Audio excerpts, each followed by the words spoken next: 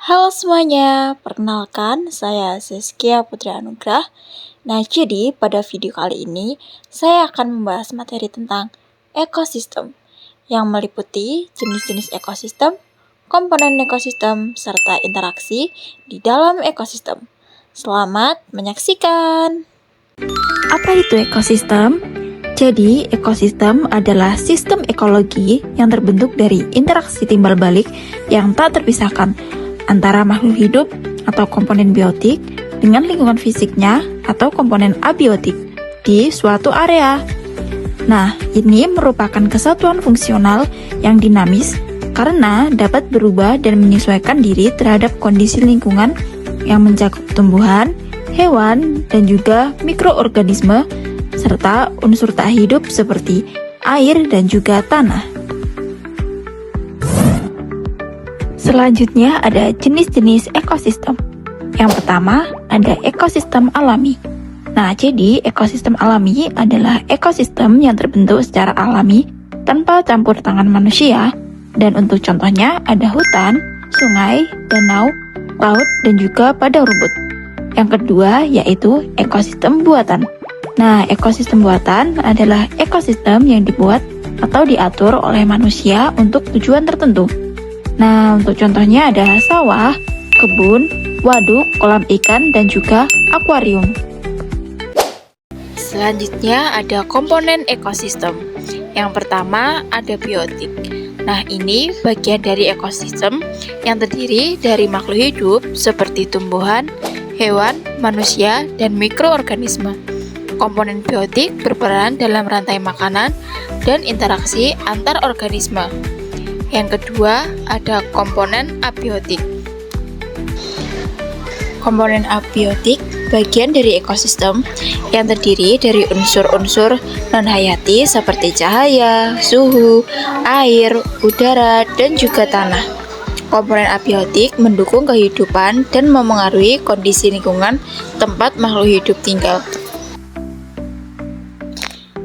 Di komponen biotik terdapat produsen, organisme yang dapat membuat makanan sendiri, lalu konsumen, organisme yang memakan organisme lain untuk mendapatkan energi.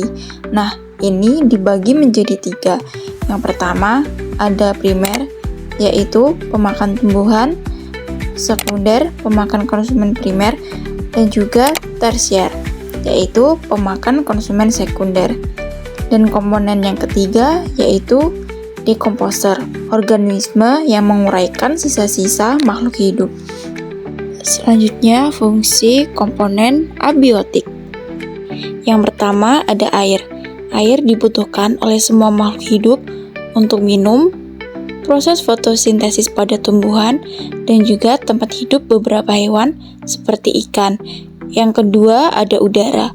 Udara mengandung oksigen untuk bernapas, manusia dan hewan, serta karbon dioksida yang dibutuhkan tumbuhan untuk fotosintesis. Yang ketiga ada tanah. Nah, jadi tanah ini menjadi tempat tumbuh tanaman dan tempat hidup beberapa hewan. Tanah juga menyediakan unsur hara bagi tumbuhan. Yang keempat ada matahari. Matahari merupakan sumber energi utama di bumi. Cahaya matahari membantu tumbuhan membuat makanan melalui proses fotosintesis dan juga memberi kehangatan. Yang kelima ada suhu. Suhu memengaruhi kehidupan makhluk hidup. Ada makhluk hidup yang cocok di tempat panas, dingin, ataupun sedang. Dan yang keenam ada batu dan mineral. Batu dan mineral membantu pembentukan tanah serta menyediakan zat mineral yang dibutuhkan makhluk hidup. Interaksi komponen biotik dan abiotik. Yang pertama ada fotosintesis. Fotosintesis merupakan proses tumbuhan mengubah cahaya matahari menjadi energi dan oksigen. Yang kedua ada respirasi. Nah, respirasi ini adalah proses makhluk hidup menghasilkan energi dari glukosa dan oksigen. Dan yang ketiga ada siklus mineral. Perputaran mineral esensial melalui makhluk hidup dan lingkungannya. Dan yang keempat ada siklus air.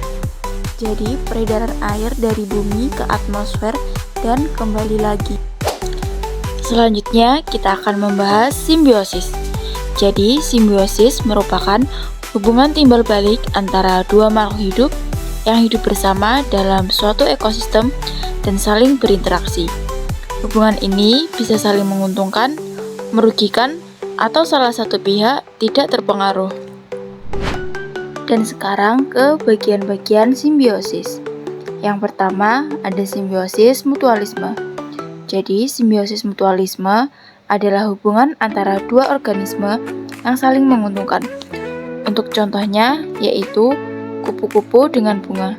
Jadi, kupu-kupu mendapatkan nektar dari bunga, sementara bunga terbantu dalam proses penyerbukan saat serbuk sari menempel pada tubuh kupu-kupu dan berpindah ke bunga. Yang kedua yaitu simbiosis parasitisme.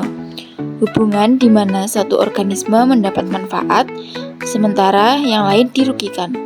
Untuk contohnya yaitu benalu pada pohon inang. Jadi, benalu mendapatkan keuntungan berupa makanan dan tempat tinggal, sementara pohon inang dirugikan karena kehilangan nutrisi dan terhambat pertumbuhannya.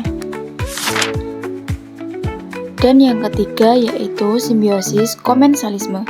Simbiosis komensalisme merupakan hubungan di mana satu organisme dapat manfaat sementara yang lain tidak terpengaruh. Untuk contohnya yaitu ikan hiu dan ikan remora. Jadi, ikan remora diuntungkan karena mendapat sisa makanan dan perlindungan dari hiu, sedangkan ikan hiu tidak dirugikan.